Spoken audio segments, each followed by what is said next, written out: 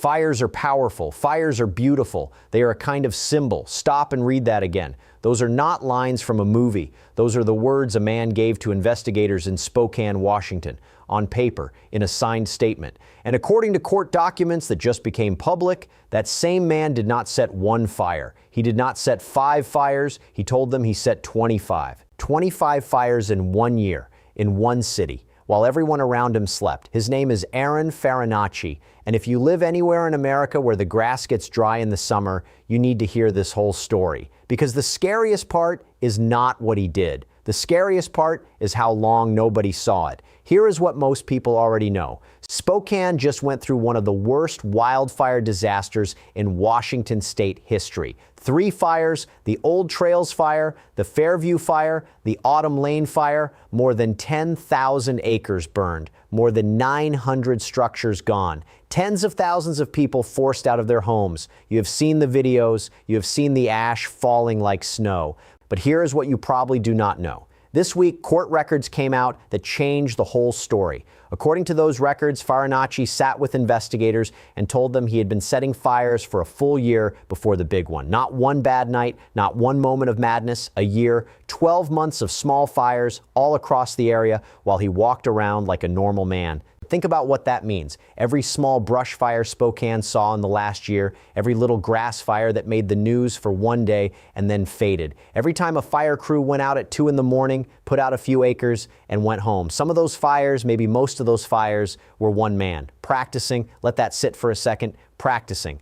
And before I walk you through the year, let me tell you why this case grabbed even the veteran investigators by the collar. Most arson cases are thin. Arson is the hardest major crime to prove because the crime scene burns. The evidence is the first thing the fire eats. Nationally, the clearance rate for arson, the share of cases where anyone is ever even charged, is a fraction of what it is for robbery or assault. Whole careers in fire investigation go by with only a handful of confessions this clean. A signed admission to 25 fires with a psychological window into why that is the kind of case file that gets taught in academies.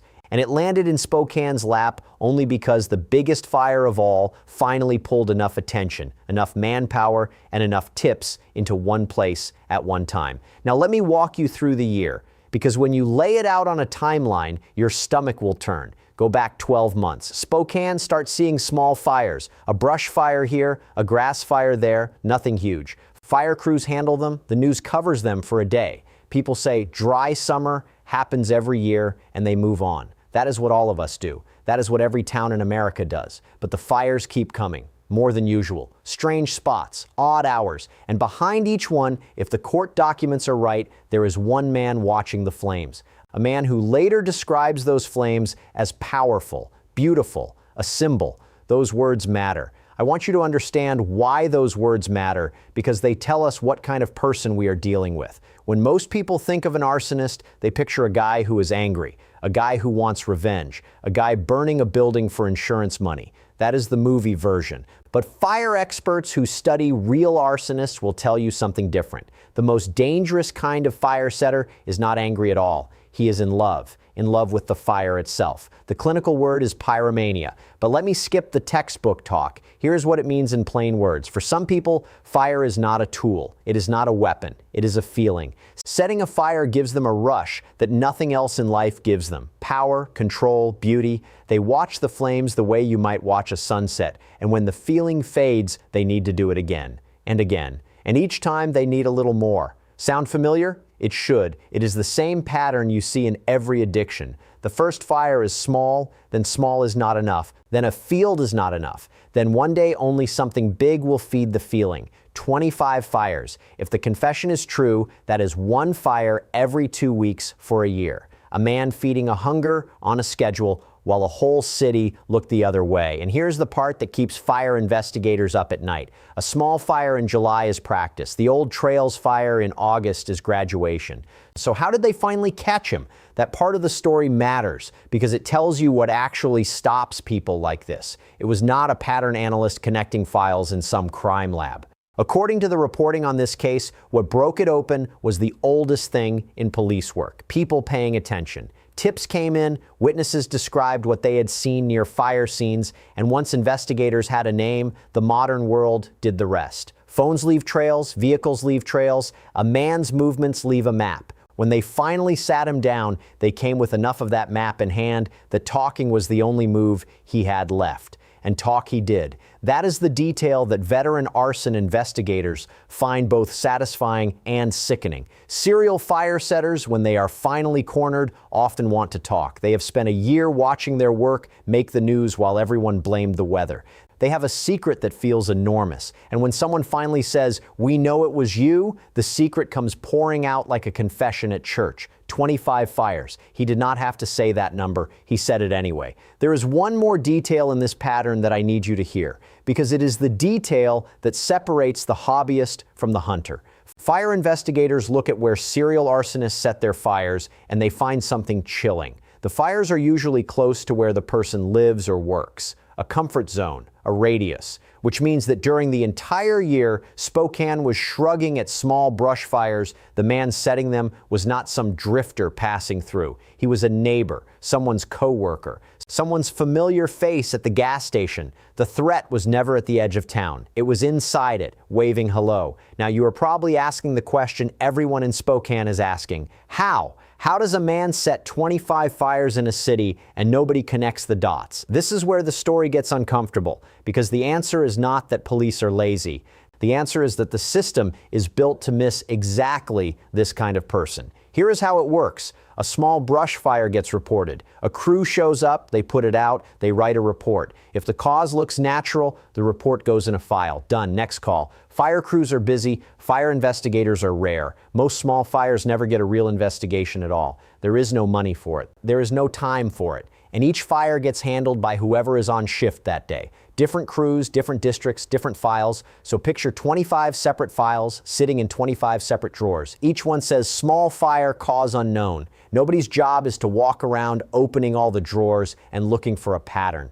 Nobody connects fire number 3 in March to fire number 11 in June. The dots exist. Nobody is paid to connect them. And that is the gap a serial fire setter lives in. He does not need to be a genius. He just needs to stay small, stay spread out, stay boring. One small fire at a time in different spots, and the system waves him through. Now, let me bring this home to you, because this is the part of the story that is not about Spokane at all. Right now, in your town, there are small fires. Every town has them. A dumpster fire behind a store, a grass fire by the highway, a shed that burned at 3 in the morning. Ask your local fire chief and he will tell you they happen all the time, and most of them never get solved. Nobody even tries. Fire researchers have been saying this for decades. Most serial arsonists are never caught by investigation. They are caught by luck, a witness, a camera, a traffic stop that goes sideways. Until that lucky break comes, they just keep going. Some set fires for years, some for decades. One man in California set fires for 30 years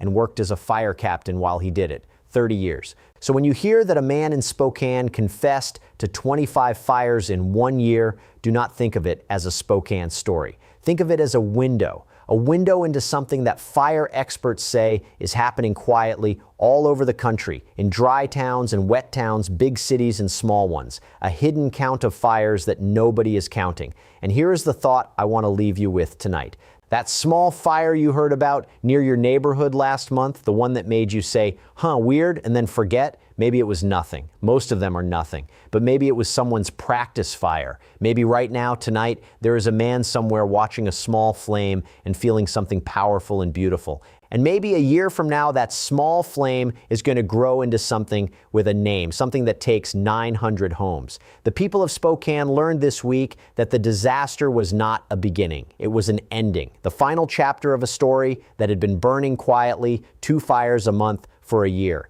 The confession is signed, the court case is moving, and somewhere in America, in some town just like yours, the next 25 fires may have already started. So what do you actually do with this? 3 things, and they are simple. First, pay attention to the small fires in your area, not with panic, with memory. If your town has 3 unexplained fires in a season, that is worth a phone call to the fire marshal's tip line, and most states have one.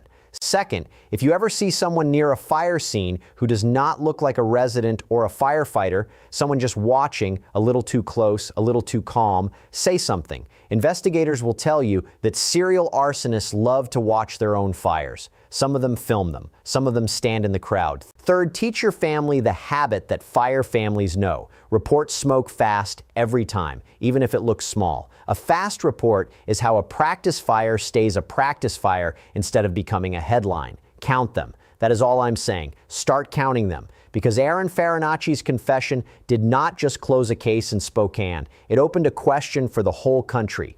25 fires, 1 year, one man, and the only reason we know the number is that he decided to say it out loud. The ones who never say it out loud are still out there, and their fires are still being filed away, one boring report at a time, in drawers nobody opens. Spokane got its answer this week. 25 fires, one man, one signed confession. It took the worst disaster in the region's history to pull that number into the light. The question the rest of the country has to sit with tonight is a simple one, and it has no comfortable answer. How many other towns are one big fire away from learning their own number? And one more thing for the people of Spokane specifically, because they earned it. Your instinct over the past year was right. Every time someone said, "Another fire? That is strange," that instinct was the alarm bell the system did not have. The difference between a safe town and a burning one is often just whether anyone in authority hears that bell. Ring it louder next time. Ring it at the fire marshal's office, at the county meeting, in the tip line voicemail. A town that counts its small fires is a town a serial arsonist cannot hide in. Watch the small fires. Remember them. Count them.